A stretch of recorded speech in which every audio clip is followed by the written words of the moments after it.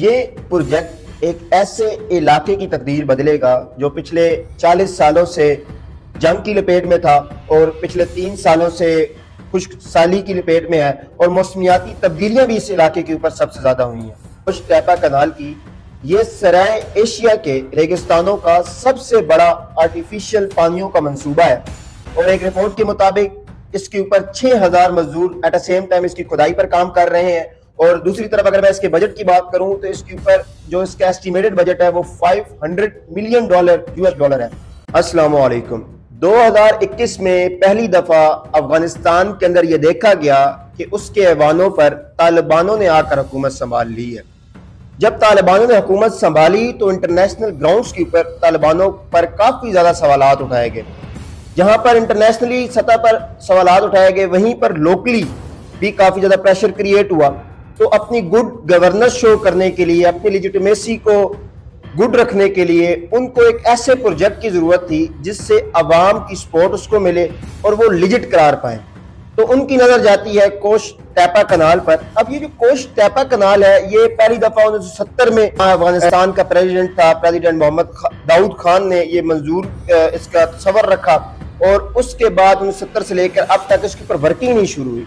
तो 2021 में अशरफ गनी हुकूमत में था तो अशरफ गनी ने इस प्रोजेक्ट को इनिशिएट किया और जैसे ही उसने इनिशिएट किया उसके फौरन बाद जो अफगानिस्तान के ऐवान पे उधर तालिबान आकर बैठ गए और तालिबानों ने इसका प्रोसेस स्टार्ट कर दिया। जी नाजरीन, मैं बात कर रहा हूँ कोश टैपा कनाल की। ये सराय एशिया के रेगिस्तानों का सबसे बड़ा आर्टिफिशियल पानियों का मंसूबा है और अगर मैं कोश टैपा कनाल की डायमेंशंस की बात करूं तो ये 285 किलोमीटर तवील और 100 मीटर चौड़ी है और एक रिपोर्ट के मुताबिक इसके ऊपर 6000 मजदूर एट द सेम टाइम इसकी खुदाई पर काम कर रहे हैं। और दूसरी तरफ अगर मैं इसके बजट की बात करूं तो इसके ऊपर जो इसका एस्टिमेटेड बजट है वो $500 मिलियन US डॉलर है। और इस प्रोजेक्ट का जो मेन मकसद है वो दरिया आमू गुजर रहा है उससे ये 20% पानी शुमाली अफगानिस्तान के खुश्क इलाकों में लेकर जाएगा। ये प्रोजेक्ट एक ऐसे इलाके की तकदीर बदलेगा जो पिछले 40 सालों से जंग की लपेट में था और पिछले 3 सालों से खुश्क साली की लपेट में है और मौसमियाती तब्दीलियां भी इस इलाके के ऊपर सबसे ज्यादा हुई हैं। और इस प्रोजेक्ट के थ्रू 5,50,000 हेक्टेयर जो जमीन है वो सरियाब होगा और अफगानिस्तान 1980 की दहाई के बाद पहली दफा हम देखेंगे कि वो खुराक में खुद कफील हो गया।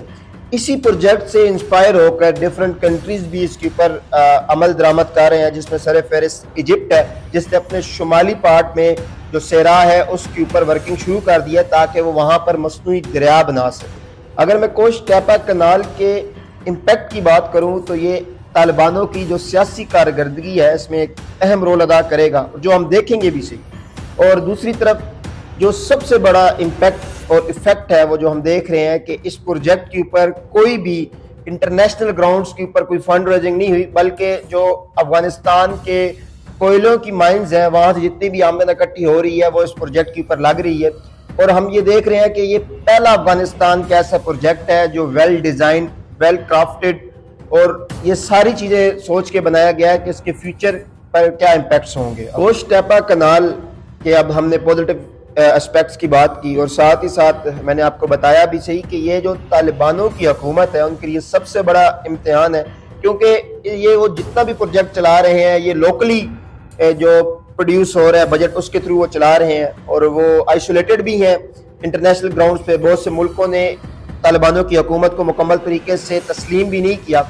और अगर मैं इसकी दूसरे एस्पेक्ट की बात करूं जो नेगेटिव एस्पेक्ट्स हैं जो नेबरिंग कंट्रीज हैं उसके ऊपर इसका क्या इम्पैक्ट पड़ेगा क्योंकि 20% जो पानी है आमू दरिया का वो कोश टैपा कनाल के थ्रू अफगानिस्तान के शुमाली इलाकों में जाएगा। तो इसका मतलब ये हुआ कि आमू दरिया की जो रवानगी है वो काफ़ी हद तक मुतासिर होगी। तो अगर मैं उज़्बेकिस्तान और तुर्कमेनिस्तान की बात करूं तो इनका सारा इन्हिसार आमू दरिया के ऊपर है और वहाँ पे जो कॉटन की प्रोडक्शन होती है वो सारे का सारा इन्हिसार आमू दरिया के ऊपर है। तो अब देखते हैं कि वहाँ पर खदशात पैदा हो रहे हैं कि जब कि 20% पानी जब अफगानिस्तान में जाएगा तो वहाँ पे कमी देखेगी कपास की प्रोडक्शन में।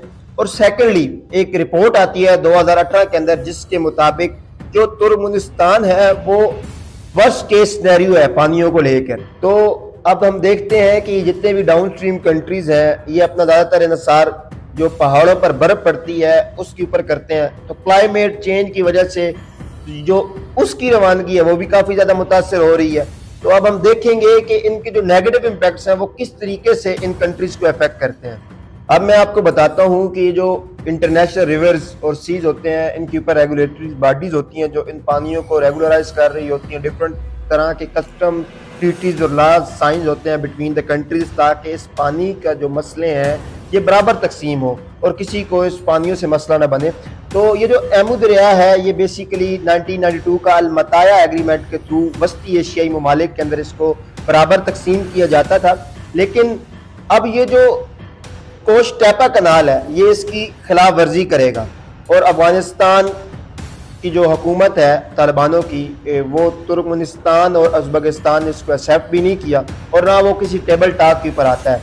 ये तो हो गया इसका एक एस्पेक्ट। लेकिन अगर ये इसी तरीके से चलता रहा तो ईरान ने भी अफगानिस्तान को थ्रेटन किया है। जैसे जैसे कोश टैपा कनाल की प्रोग्रेस आगे बढ़ रही है वैसे वैसे इम्पोर्टेंट होता जा रहा है कि वस्ती एशियाई ममालिक और अफगानिस्तान आपस में बैठे और इस मसले का हल निकाले।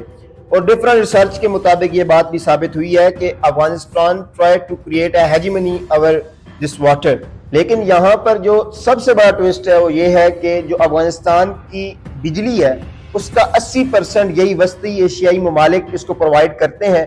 और साथ ही साथ जो अफगानिस्तान क्योंकि एक बफर स्टेट और लैंड लॉक कंट्री है तो जितने भी तजारती रास्ते हैं वो भी इन्हीं वस्ती एशियाई ममालिक से गुजर कर जाते हैं। तो ये इनके पास सबसे बड़ा स्ट्रेंथ है कि वो अफगानिस्तान को टेबल टॉक पर लाएंगे और इसका एक बेहतरीन हल निकलेगा। इसी तरह की और भी मालूमाती वीडियोस देखने के लिए हमारा YouTube चैनल सब्सक्राइब करें और कमेंट्स के अंदर अपनी कीमती राय से आगाह करें।